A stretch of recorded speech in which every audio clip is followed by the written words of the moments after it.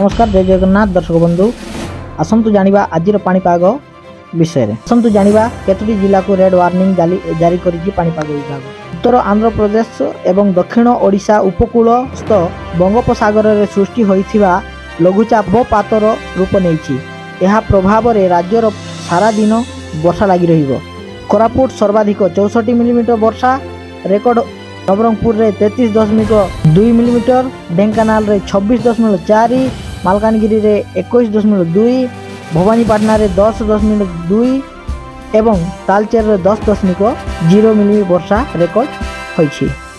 मंगलवार मध्याह्न रे अवपात दक्षिण ओडिशार उत्तर आंध्र प्रदेश उपकूल अतिक्रम करने संभावना रही। तेणु राज्यर कोरापुट, मालकानगिरी और नवरंगपुर जिला अत्यंत प्रबल वर्षा हेबार संभावना नहीं आंचलिक पाणीपाग विभाग केंद्र पक्षरु पूर्वानुमान करा जाय। एथिपाई एही तीन जिला को रेड वार्निंग जारी करा जाय छि। सेही भली कलाहांडी, कंधमाल, रायगड़ा और गजपति जिले में अति प्रबल वर्षा नहीं ऑरेंज वार्निंग एवं प्रबल वर्षा नहीं गंजाम, नयागढ़, बौद्ध, बलांगीर, नुआपड़ा, पुरी, खोर्धा और कटक आदि जिला को येलो वार्निंग जारी करा जाय छि।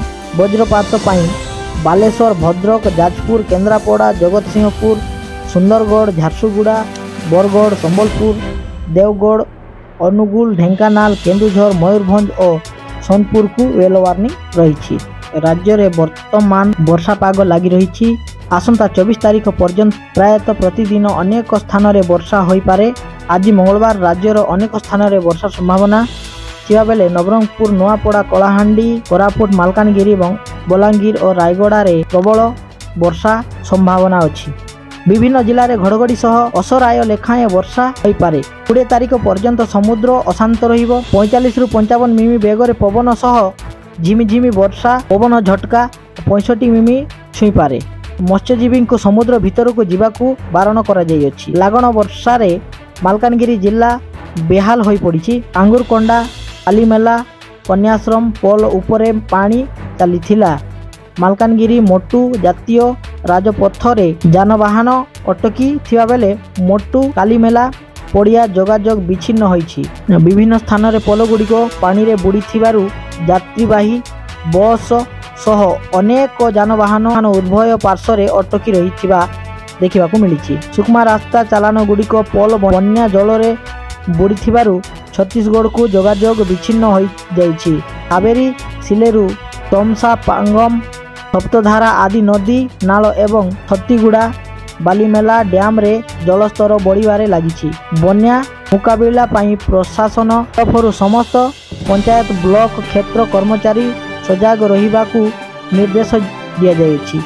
आवश्यक पड़िले समस्त स्थली अंचल लोकंकु सुरक्षित भावे आश्रय स्थली को स्थानांतर करिबा पाई प्रस्तुत रहिबाकू निर्देश दिया जाइछि।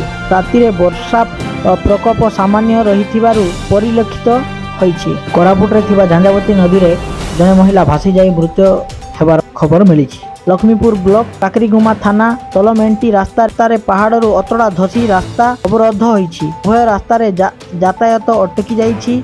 यातायात संपूर्ण ठप हो जाइछि।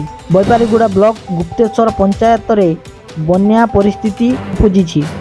एक पोल भांगी जिबा सह 3 ग्राम लोकंक गमनागमन बाधा प्राप्त होइछि।